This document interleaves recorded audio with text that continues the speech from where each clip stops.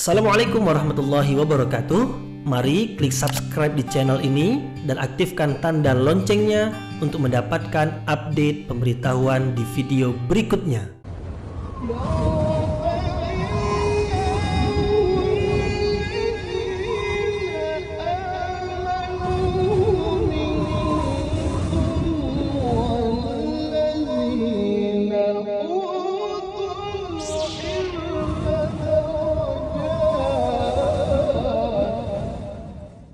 A'udzubillahiminasyaitonirrajim. Bismillahirrahmanirrahim. Assalamualaikum warahmatullahi wabarakatuh. Alhamdulillahirabbil alamin wa bihi nasta'in ala umurid dunya waddin. Nasta'inuhu wa nastaghfiruh wa na'udzu billahi min shururi anfusina wa min sayyiati a'malina. فمن يهده الله فلا مضل له ومن يضلل فلا هادي له. أشهد أن لا إله إلا الله وحده لا شريك له وأشهد أن محمدا عبده ورسوله لا نبي بعده. Amma ba'd. Puji syukur kehadirat Allah Subhanahu wa taala. Kemudian salawat dan salam kepada Rasulullah sallallahu alaihi wasallam. Alhamdulillah kita dapat kembali meneruskan pengajian tafsir ayat-ayat suci Al-Quran yang insya Allah kita akan teruskan kepada ayat yang ke-40 dan 41 dari surah Hud, yaitu masih lagi menerangkan tentang kisah Nabi Nuh alaihi salam. Lebih khusus dua ayat yang akan kita pelajari ini menerangkan tentang periode berikutnya setelah ayat-ayat sebelum ini, yaitu pada dua ayat ini tentang banjir datang, kemudian kapal Nabi Nuh pun berlayar. Sebelum ini Allah memerintahkan Nabi Nuh untuk membuat kapal besar atau bahtera. Kemudian sebelum ini diterangkan pula tentang Nabi Nuh yang diutus oleh Allah untuk menyampaikan kebenaran kepada kaumnya. Tetapi malangnya kaum Nabi Nuh alaihissalam tak mau menerima kebenaran yang disampaikan oleh Nabi Nuh. Kebenaran yang dimaksudkan adalah mentauhidkan Allah Subhanahu wa taala. Kaum Nabi Nuh menyembah berhala. Mereka menyembah patung, mereka buat sendiri patung, kemudian mereka sembah.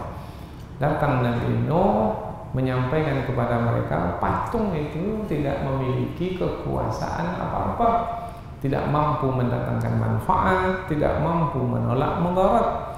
Maka hendaklah mereka beriman kepada Allah Subhanahu wa taala yang menciptakan alam semesta, yang mengatur alam semesta termasuk diri mereka. Tapi mereka ini tak mau menerima kebenaran yang disampaikan oleh Nabi Nuh alaihi salam. Terlebih-lebih yang tak mau itu adalah al-mala' min qaumih, yaitu pemimpin-pemimpin dari kaum Nabi Nuh itu. Nabi Nuh sabar sekali menyampaikan dakwah sampai Nabi Nuh itu berdakwah selama 950 tahun. Ya, Nabi Nuh berdakwah kepada kaumnya, falabitha fihim alfasanatin illa khamsina 'ama, yaitu 50 kurang 1000. 50 kurang 1000 itu berapa ya? 950 tahun. Kemudian berakhir dengan, karena mereka meminta kepada Nabi Nuh, wahai Nuh, kalau mau ya kamu benar, maka buktikan ancamanmu itu kepada kami. Kalau mau ya kami ini akan ditimpa siksaan, datangkan siksaan itu kepada kami. Fa'akhadhahumut tufan, maka datanglah taufan kepada mereka. Taufan yaitu banjir, yaitu air bah, air yang banyak, yang air itu asalnya yaitu air hujan yang tercurah dari langit, kemudian air yang memancar dari bumi, dari atas dan dari bawah. Begitu cepat akhirnya air bah itu pun naik. Nah, Allah Subhanahu wa taala dalam dua ayat yang kita pelajari ini menerangkan tentang waktu banjir itu sudah ditetapkan oleh Allah dan telah datang. Apabila Allah yang menetapkan waktu banjir itu telah datang, maka Allah memerintahkan Nabi Nuh supaya Nabi Nuh memuatkan ke dalam kapalnya, ke dalam bahteranya, yaitu makhluk-makhluk, yaitu binatang-binatang sepasang-sepasang. Kemudian dari kalangan manusia, yaitu keluarga Nabi Nuh, kecuali yang tidak beriman. Jadi disebut keluarga, wahai Nuh, bawa keluargamu, tapi yang tak beriman jangan bawa. Kemudian bukan dari keluarga, yaitu yang lainnya yang beriman. Kemudian Allah menyebutkan bahwasanya yang bersama dengan Nabi Nuh itu tidaklah banyak berbanding dengan masa yang dijalani oleh Nabi Nuh begitu panjangnya, 950 tahun, tetapi yang bersama dengan Nabi Nuh tak sampai 100 orang.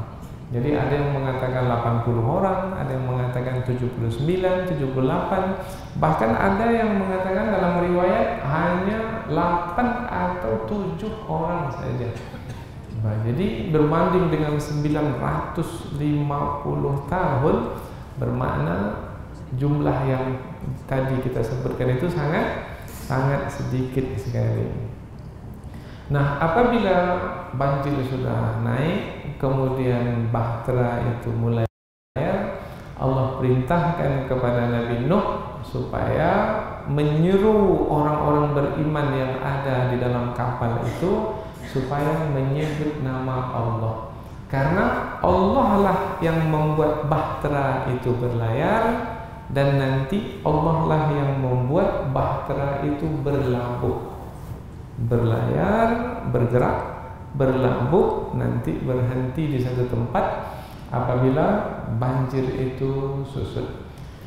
Jadi dapat kita simpulkan dengan lebih ringkas bahwasanya dua ayat ini menerangkan tentang banjir yang datang, kemudian bahtera yang berlayar. Banjir yang datang, yang mendatangkan banjir itu adalah Allah. Bahtera berlayar, yang membuat bahtera berlayar itu adalah Allah. Dan nanti apabila bahtera itu berlabuh, yang membuat bahtera berlabuh itu adalah Allah. Jadi kisah yang kita ikuti ini jangan pernah dilepaskan dari kemahakuasaan Allah yang berkehendak atas segala sesuatu. Jadi apabila Allah berkehendak, apapun boleh berlaku. Maka di sini perlu kita dengan kisah yang kita pelajari ini membawa hati kita masing-masing supaya iman yang ada di hati itu bertambah ketika kita mempelajari kisah ini. Jadi bukan hanya kita mendengar kisah sebagai mainan telinga saja, tidak, sebagai menambah pengetahuan saja, tidak. Tetapi apabila kita mempelajari kisah-kisah Al-Quran, tujuannya adalah untuk menambah keimanan kita kepada Allah yang maha berkehendak dan maha berkuasa.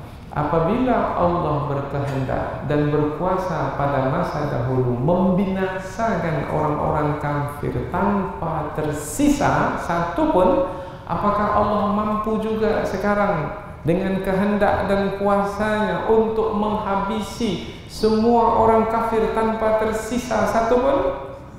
Ya, maka mengapa risau menghadapi orang kafir? Risaulah saya Ustaz, kekayaan di tangan mereka, senjata di tangan mereka, kehebatan intelektual di tangan mereka. Ini orang yang tauhidnya lemah ini. Orang yang seperti ini orang yang akidahnya lemah.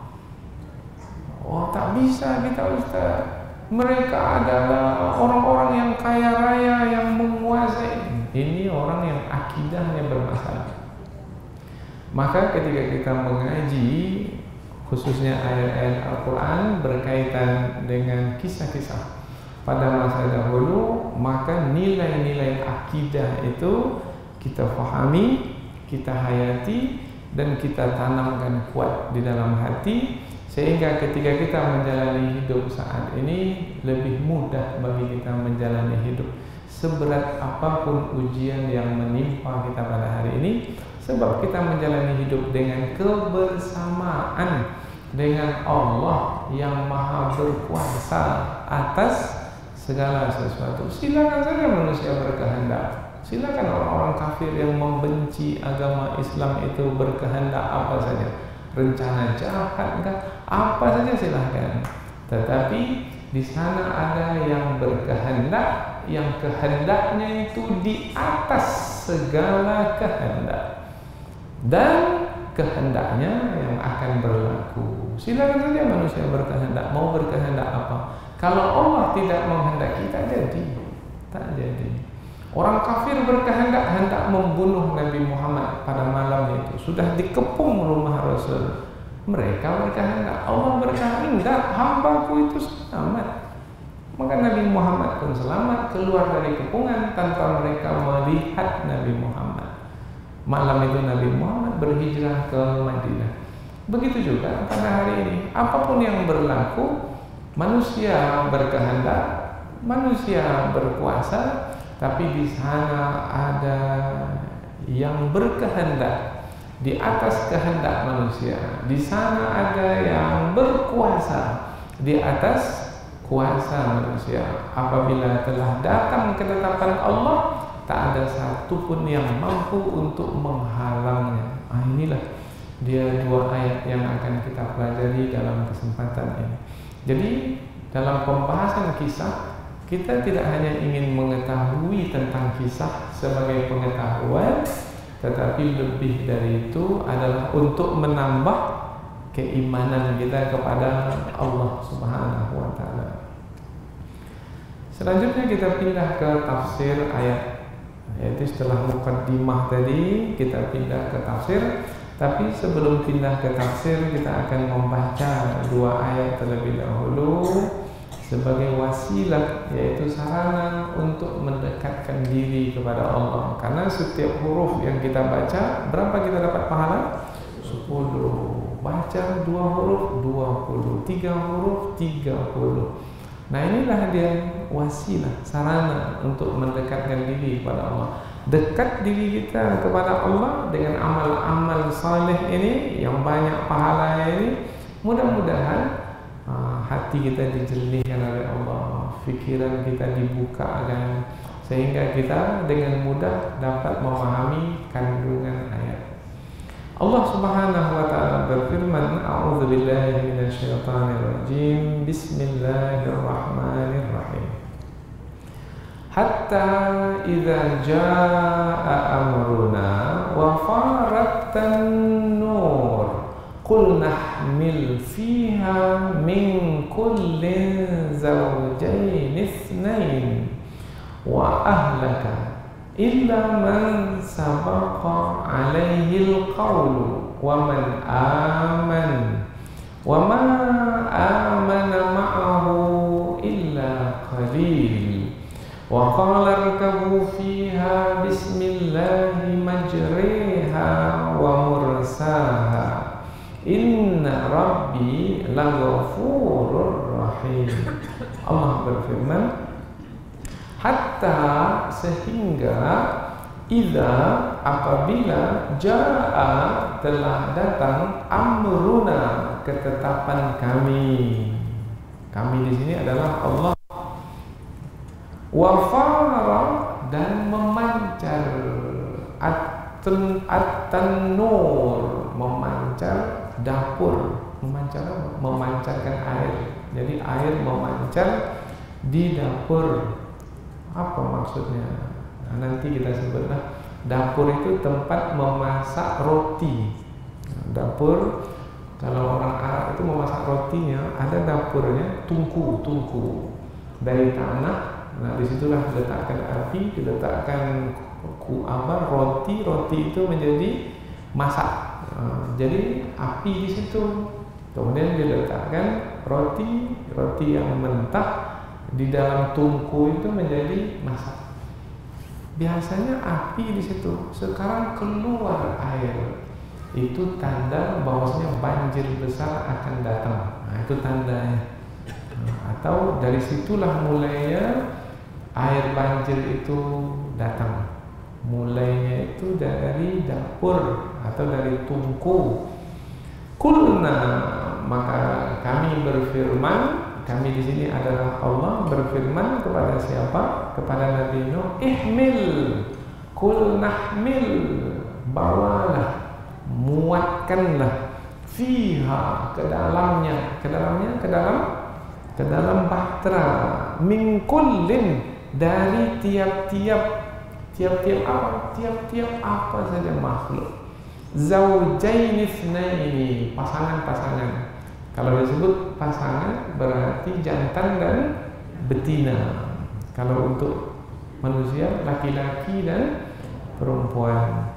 Wa ahlaka, dan bawa sekali keluargamu, illa, kecuali man sabaqa alaihi alqawlu, siapa-siapa yang telah ditetapkan ke atasnya bahwasanya ia bukanlah termasuk yang boleh dibawa ke dalam kapal. Siapa mereka yang dimaksudkan? Yang kafir. Siapa yang kafir?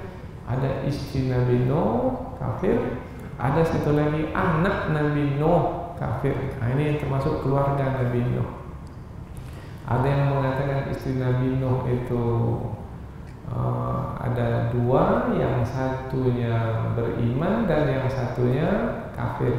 Kemudian anak Nabi Nuh yang kafir itu bernama Kan'an. Nah, Kan'an itu termasuk yang ditenggelamkan.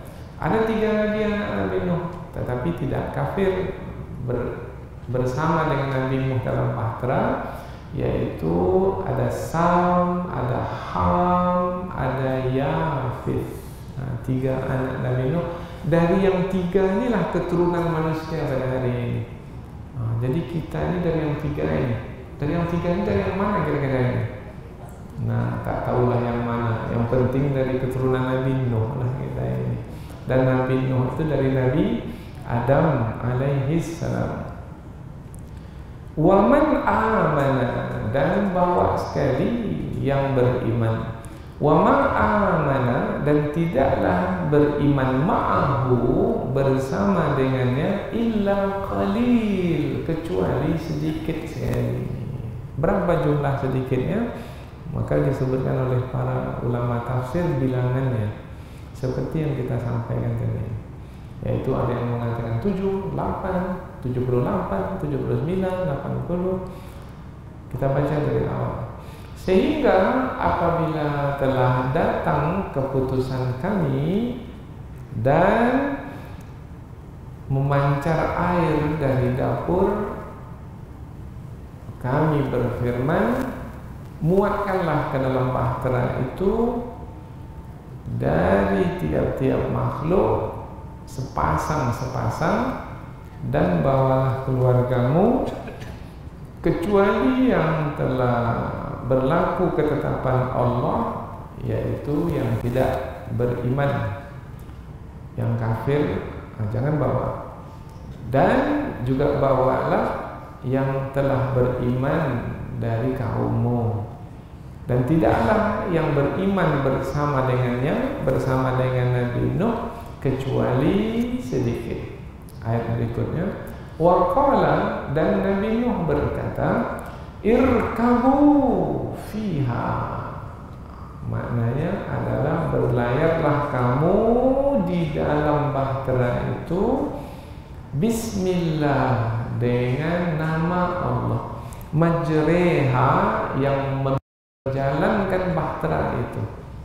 Biasanya kalau bahtera berjalan kita sebut berlayar, yang membuat bahtera itu berlayar. Wa mursaha, dan yang membuat bahtera itu bersandar, berlabuh. Inna Rabbi, sesungguhnya Tuhanku, laghafurun, sungguh maha pengampun, rahim, maha penyayang. Dan berkatalah Nabi Nuh, berlayarlah kamu di dalamnya dengan nama Allah yang memperlayarkannya dan yang melabuhkannya. Sesungguhnya Tuhanku maha pengampun lagi maha penyayang. Nah, kita ketika kita menerjemahkan ayat ini, pandai kita lah. Penterjemah itu pandai, maka terasa indah sekali susunan katanya, bagus sekali pilihan katanya. Pandai kita lah dalam menerjemah. Cari kata-kata yang paling sesuai, dan ingat, terjemahan Al-Quran itu bukan Al-Quran. Terjemahan Al-Quran itu adalah usaha manusia untuk memahami Al-Quran dengan bahasa yang ia miliki. Jadi kita punya bahasa Indonesia, bahasa Melayu, dengan bahasa itulah kita memahami. Tapi kadang-kadang bahasa kita itu sangat sedikit kata-katanya, sehingga ketika kita pilih-pilih kata yang dalam bahasa kita tidak sepenuhnya bersesuaian dengan kata yang ada di dalam bahasa Arab. Ya, umpamanya kata apa ya? Kata al-fulk, falak. Tadi bahtera. Ada pula kita belajar ilmu falak. Ilmu falak itu ilmu apa? Ilmu angkasa raya. Nah, apakah ada pula bahtera di angkasa raya? Oh, rupanya makna falak itu adalah yang beredar, yang bergerak di atas sana. Jadi seakan-akan benda-benda angkasa itu adalah seperti kapal yang berlayar di atas laut, di atas sana. Nah, jadi begitulah bahasa Arab. Kalau kita bahtera, selalu dipahami bahtera laut, di atas laut, berkaitan dengan laut. Tetapi al-falak di dalam bahasa Arab bisa dipakaikan kepada bahtera yang di laut, bisa juga dipakaikan kepada benda-benda angkasa raya yang bergerak di atas kepala kita, yang di bawah langit. Dan berjutaan banyaknya benda-benda angkasa di atasnya. Baik. Nah, maka ada kata yasbahun berenang. Biasanya berenang di mana berenang? Di laut, di air. Tetapi untuk benda-benda langit juga digunakan kata yasbahun, berenang di atas sana. Oh, jadi bahasa Al-Quran ini, apabila kita mau mencari padanannya di bahasa kita, kadang-kadang bahasa kita itu minim makna atau kurus maknanya, terbatas kandungan maknanya. Maka rugilah yang tidak menguasai bahasa Arab. Karena yang tidak menguasai bahasa Arab berarti memahami Al-Quran yang berbahasa Arab dengan bahasanya yang miskin.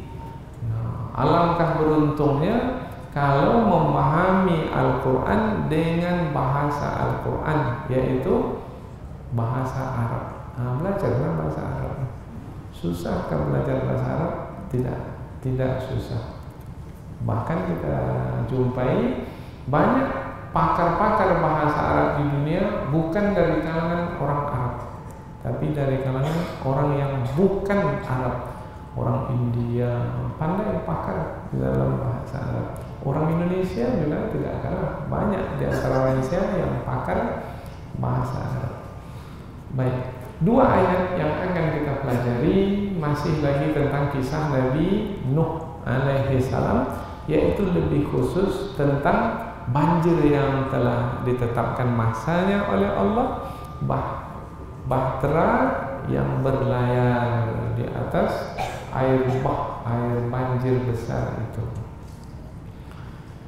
Selanjutnya kita pindah ke tafsir ayat, yaitu penjelasan yang lebih panjang dari ayat. Mengapa kita perlu penjelasan yang panjang? Supaya kita lebih dekat dengan ayat. Maka ada ulama tafsir memanjangkan tafsir itu panjang sekali. Akhirnya tafsirnya besar, 30 jilid. Ada di antara ulama tafsir penjelasannya sederhana sekali, maka tafsirnya ringkas. Ada yang 1 jilid, ada yang 2 jilid, ada yang 10 jilid, ada yang 30 jilid. Kita mau yang berapa jilid? Boleh, silakan, panjang-panjang. Itulah dia kehebatan ulama tafsir. Ada yang menggali dari sisi bahasanya, tafsir bahasa. Ada yang menggali dari sisi hukumnya, tafsir hukum. Ada yang menggali dari sisi sainsnya, maka tafsir scientific. Ada yang menggali dari sisi sejarahnya, tafsir sejarah, tarikh. Maka ayat-ayat Al-Quran ini mengandung banyak sekali aspek kehidupan manusia. Rugi yang tidak mempelajari Al-Quran. Hatta idza jaa amruna, sehingga apabila datang keputusan kami. Sehingga, ketika kita menjumpai kata sehingga, berarti ada satu rentang waktu, kemudian rentang waktu itu berakhir dengan satu batasan, sehingga. Biasanya kata sehingga itu adalah batasan waktu. Umpamanya kita berpuasa dari terbit fajar sehingga, berarti ada rentang waktu, yaitu lamanya kita berpuasa dari terbit fajar sampai hingga terbenam matahari. Jadi ketika disebut hingga, berarti itu adalah batas akhir. Hatta, sehingga apabila telah datang keputusan kami, berarti berapa lamanya sampai kepada kata sehingga ini? 950 tahun. Sampai kepada 950 tahun, maka keputusan Allah pun tiba. Keputusan Allah yang dimaksudkan amruna, yang dimaksudkan dalam ayat ini adalah waktu tibanya siksaan. Jadi kan sudah diancamkan sebelumnya bahwasanya apabila mereka tetap dalam kekufuran dan tidak mau menerima kebenaran, maka mereka akan mendapat siksaan. Sampai waktunya, maka siksaan itu pun ditetapkan ke atas mereka. Hatta, sehingga idza jaa amruna, apabila telah datang amruna, keputusan kami, ketetapan kami, yaitu waktu yang kami tetapkan untuk diberlakukan siksaan, wa faratan nur, dan keluarlah air dari dapur, seperti yang kita terangkan tadi, yaitu maknanya tanda bahwasanya banjir itu mulai, yaitu Nabi Nuh melihat ada air keluar dari dapur, dari tungku yang biasanya digunakan untuk memasak roti. Di dalamnya api, tetapi sekarang ini mengeluarkan air, menggelegak ke atas, keluar dengan kencangnya. Ini pertanda banjir besar akan datang. Tapi ada di antara ulama tafsir mengatakan makna wafarat tanur, at-tanur itu maknanya permukaan bumi. Jadi air itu keluar dari setiap permukaan bumi, keluar memancar. Dan air yang memancar itu cepat sekali naiknya, sehingga dari laut terus sampai ke daratan yang tinggi. Dan air itu bukan hanya dari bumi, air juga tercurah dari langit, yaitu dari hujan yang deras, sehingga cepat sekali air itu sampai ke tempat kapal Nabi Nuh alaihissalam. Padahal kapal Nabi Nuh itu dibuat di dataran yang tinggi, jauh dari permukaan laut. Cepat sekali, sehingga mereka pun berlarian untuk menyelamatkan diri. Kemana mereka berlari? Mereka berlari ke puncak gunung. Tetapi air itu pun juga sampai ke puncak gunung. Nah, dalam ayat yang lain, anak Nabi Nuh ketika dipanggil oleh Nabi Nuh, wahai anakku, mari naik ke atas bahtera ini. Kata anak Nabi Nuh, tidak. Kata Kan'an, anak Nabi Nuh yang tidak beriman, saya akan lari ke puncak gunung. Puncak gunung itu tinggi. Ini air ini tak akan sampai ke puncak gunung. Puncak gunung itu akan menyelamatkanku. Sa'awi ila jabalin ya'simuni minal ma'. Tapi Nabi Nuh mengatakan, qala la 'asimal yawma min amrillah. Tak ada satu pun yang akan terbebas, terselamat dari siksaan Allah karena banjir ini sampai meliputi puncak gunung. Nah, jadi wafaratan nur maknanya adalah air yang memancar dari permukaan bumi. Ada lagi di antara ulama tafsir mengatakan at-tanur itu aliyal ard, maknanya adalah dataran-dataran tinggi dari bumi. Daratan tinggi bukit, dari bukit itu pun terpancar air. Dari gunung pun terpancar air. Jadi air itu bukan air yang lazim, tetapi itu adalah air yang memang datang dengan perintah Allah sebagai siksaan. Air lazim adalah air yang biasa. Air yang biasa ya, air dari umpamanya air terjun, kemudian mengalir jadi sungai, melebar, kemudian terus ke laut, itu air biasa. Tetapi ini adalah air sebagai siksaan, yaitu akan membuat satu banjir besar. Qul nahmil fiha min kullin zawjayn itsnain. Kami berfirman, muatkanlah ke dalam kapal itu. Jadi Allah memerintahkan kepada Nabi Nuh supaya membawa ke dalam kapal itu sekali min kullin, dari masing-masing. Masing-masing apa? Karena di sini min kullin tak pakai alif lam, bermakna masing-masing itu masing-masing apapun makhluk. Apapun makhluk, yaitu mulai dari makhluk yang paling kecil sampai makhluk yang paling besar, semut, serangga, sampai kepada gajah, harimau, semua masuk ke dalam bahtera itu. Zawjain itsnaini, sepasang itu maknanya dua yang dimaksudkan itu adalah jantan dan betina, dua sekali. Wa ahlaka, dan juga bawa sekali ke dalam kapal keluargamu, wahai Nuh. Tapi tak semuanya, illa, kecuali man sabaqa alaihil qaul, yang telah ditetapkan ketetapan oleh Allah dengan kehendaknya semacam azali, bahwasanya mereka itu tidak beriman, mereka kafir, memilih kekufuran, ayat itu jangan bawa. Oh, berarti iman itu adalah sebab untuk keselamatan, dan kekufuran itu adalah penyebab kebinasaan. Itu penting, itu penting sekali. Melalui ayat ini, bawa keluargamu, wahai Nuh. Keluarga yang mana yang dibawa? Yang beriman. Karena iman itu sebab keselamatan. Yang kafir jangan bawa. Oh, berarti kekufuran itu penyebab kebinasaan.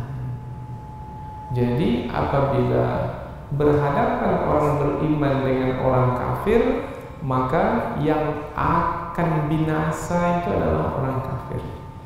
Yang akan selamat itu adalah orang-orang beriman. Qul nahmil fiha min kullin zawjayn itsnaini, yaitu sepasang-sepasang, wa ahlaka, dan keluargamu, illa, kecuali man sabaqa alaihil qaul, man sabaqa alaihil qaul, yang telah ditetapkan pada masa dahulu bahwasanya mereka itu adalah orang-orang kafir. Ditetapkan pada masa dahulu itu kapan? Maka jawabannya adalah pada masa azali, karena semua manusia telah ditetapkan oleh Allah. Siapa yang beriman, siapa yang kafir itu sejak zaman azali lagi. Itu sudah ditetapkan. Siapa yang beriman sudah diketahui. Siapa yang kafir pun juga sudah diketahui. Nah, kemudian sudah diketahui oleh siapa? Oleh Allah Subhanahu wa ta'ala. Kemudian berlaku di alam semesta ini yang beriman itu dan yang kafir itu, dan menjadi ketetapan Allah, yang beriman diselamatkan, yang kafir dibinasakan. Oh, jadi semuanya sudah ditetapkan oleh Allah. Ya, semua sudah ditetapkan. Ini adalah akidah Ahlus Sunnah wal Jamaah, yaitu apapun yang berlaku di alam semesta ini, manusia yang beriman, mereka beriman sekarang ini karena pada masa azali sudah ditetapkan sebagai orang-orang yang beriman. Kafir, oh, dahulu ketika di masa azali pun sudah ditetapkan sebagai orang-orang kafir. Namun setiap manusia yang ada di dunia ini tidak diberitahukan kepada mereka itu di masa azali itu yang beriman atau yang kafir. Mengapa tak diberitahukan? Karena hidup di dunia ini sebagai ujian, dan diberikan kepada mereka kuasa memilih untuk beriman, berhasil ujian, memilih untuk kafir, gagallah dalam ujian. Nah, ini sudah kita terangkan berkali-kali dalam pembahasan sebelum ini. Waman amana, dan bahwa jugalah yang telah beriman. Jadi keluargamu yang beriman bawa, dan kaummu yang beriman pun juga bawa. Jadi ada yang mengatakan keluarga Nabi Nuh adalah ada istri Nabi Nuh satu yang beriman dengan 3 anaknya yang beriman, kemudian dengan istri-istri anaknya itu beriman, kemudian ada kaum Nabi Nuh yang juga beriman. Wa ma amana ma'ahu illa qalil, dan tidaklah yang beriman bersama dengan Nabi Nuh itu kecuali sedikit. Ketika disebut tidaklah beriman kepada Nabi, tidaklah yang beriman bersama dengan Nabi Nuh sedikit, maka ia menjadi hiburan bagi kita pada hari ini. Andaikan kita sudah berusaha sungguh-sungguh dalam berdakwah, kemudian tak begitu banyak orang yang bersama dengan kita, maka jangan sedih. Jangan sedih. Apa sebab? Sebab pada masa dahulu Nabi Nuh 950 tahun berdakwah, hanya beberapa orang saja yang ikut bersama dengannya. Maka hibur-hibur diri. Kalau saya sedikit sekarang yang mau menerima kebenaran, maka dahulu Nabi Nuh lebih sedikit lagi dari yang saya lihat pada hari ini bersama dengan saya. Maka dengan demikian kita menjadi terhibur. Wa qala rkabu fiha, dan berkatalah Nabi Nuh alaihi salam, irkabu fiha, berlayarlah kamu wahai orang-orang beriman. Ini Nabi Nuh mengatakan kepada berlayarlah kamu dalam bahtera itu bismillah, dengan nama Allah. Di sini adalah ba'ul isti'anah, ba minta tolong. Artinya minta tolonglah kepada Allah dalam berlayar. Karena yang membuat kapal itu berlayar adalah Allah Subhanahu wa taala. Kapal berlayar apabila angin kencang, kapal itu bisa tumbang, bisa tenggelam. Apabila ombak itu besar, kapal itu bisa tumbang, bisa tenggelam. Nah, yang membuat kapal itu bisa bertahan dan dapat berlayar dengan baik adalah Allah. Maka minta tolonglah kepada Allah. Kita pun juga begitu. Di setiap perbuatan, di awalnya kita diperintahkan untuk membaca bismillah. Mau makan? Bismillahirrahmanirrahim. Minta tolonglah kepada Allah dengan menyebut nama Allah. Apa sebab?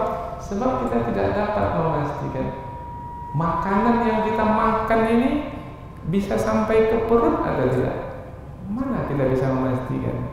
Ada yang makanan itu sampai ke tenggorokannya saja, tercekik, mati. Nah, mana kita mampu untuk menjaminnya, memastikannya? Kemudian yang kedua, baik, makanan sampai ke perut. Siapa yang bisa memastikan makanan itu bermanfaat baginya? Bisa saja makanan itu menjadi racun baginya, maka mendatangkan mudarat. Maka minta tolonglah kepada Allah sehingga makanan yang dimakan itu mendatangkan manfaat. Minta tolonglah kepada Allah sehingga bahtera yang berlayar itu berlayar dengan mudah, dengan ringan. Ayat berikutnya yaitu ayat yang ke-41, yaitu wa qala rkabu fiha bismillahi majriha wa mursaha. Dan Nabi Nuh berkata kepada orang-orang yang ada di dalam bahtera. Mereka itu adalah orang-orang yang beriman, yaitu yang telah dibawa oleh Nabi Nuh seperti yang disebutkan dalam ayat sebelumnya. Nabi Nuh berkata, irkabu fiha, berlayarlah dengan bahtera itu, berada dalam bahtera itu, bismillahi, dengan menyebut nama Allah. Ba di sini ba meminta tolong kepada Allah, yaitu dengan menyebut nama Allah. Allah, bismillah, dengan menyebut namamu ya Allah. Siapa Allah? Yang berkaitan dengan bahtera yang berlayar. Allah itu adalah majreha yang memperjalankan bahtera itu. Yang membuat bahtera itu berlayar adalah Allah. Berlayar dengan baik, berlayar dengan tenang, berlayar dengan selamat. Nah, supaya manusia tidak terpedaya. Karena ada manusia mengatakan, sayalah yang membuat bahtera itu berlayar. Saya ini nahoda yang handal. Saya ini pandai menjalankan bahtera ini. Bukan. Yang membuat bahtera itu berlayar adalah Allah dengan kehendak dan kuasanya. Maka minta tolonglah kepada Allah. Nah, itu menjadikan seseorang yang beriman kepada Allah merendah di hadapan Allah Subhanahu wa taala, bergantung kepada Allah Subhanahu wa taala. Itulah yang diinginkan oleh Nabi Nuh kepada orang-orang yang telah berada dalam bahtera. Bergantung kamu kepada Allah, wahai orang-orang beriman yang ada dalam bahtera ini. Meminta tolonglah kamu kepada Allah supaya bahtera kita ini berlayar dengan baik, dengan selamat. Wa mursaha, dan supaya bahtera kita nanti berlabuh dengan baik dan dengan selamat pula. Dikatakan dalam riwayat tafsir bahwasanya bahtera itu berlayar selama 2 tahun. Jadi pada masa itu Nabi Nuh alaihi salam menyampaikan kepada setiap penumpang yang ada dalam bahtera supaya bertawakal kepada Allah, yaitu berserah diri kepada Allah, karena pada hakikat sebenarnya yang membuat bahtera itu berlayar dan berlabuh adalah Allah Subhanahu wa taala. Inna rabbi laghafurur rahim, sesungguhnya Tuhanku Maha Pengampun lagi Maha Penyayang. Nabi Nuh mengingatkan orang beriman yang ada dalam bahtera itu tentang Allah yang Maha Pengampun lagi Maha Penyayang. Maksudnya, wahai kaumku yang beriman termasuk keluarga, ingatlah Allah yang Maha Pengampun, minta ampunlah kepada Allah. Karena mereka adalah manusia biasa, maka Nabi Nuh mengingatkan mereka, ini waktu sekarang ini, waktu kita berlayar ini adalah waktu yang sesuai untuk mengingat Allah, memohon ampunan Allah, dan satu lagi, Rahim, Maha Penyayang, memohon kasih sayang Allah Subhanahu wa taala. Nah, kalau kita ingat umpamanya tentang hadis Nabi yang memasukkan seseorang ke dalam surga bukan amal saleh yang dikerjakan. Yang memasukkan seseorang ke dalam surga adalah ampunan dan kasih sayang Allah.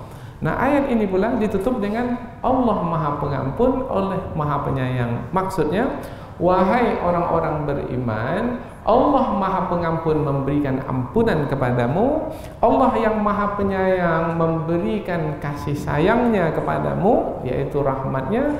Dengan ampunan dan kasih sayang Allah, kamu diselamatkan di dunia ini dari banjir besar yang menenggelamkan, dan kamu diselamatkan di akhirat nanti dengan ampunan dan kasih sayang Allah dengan dimasukkan ke dalam surga. Jadi seruan Nabi Nuh itu mengingatkan kepada mereka tentang keselamatan di dunia adalah dari Allah Subhanahu wa taala, dan keselamatan di akhirat pun dari Allah Subhanahu wa taala.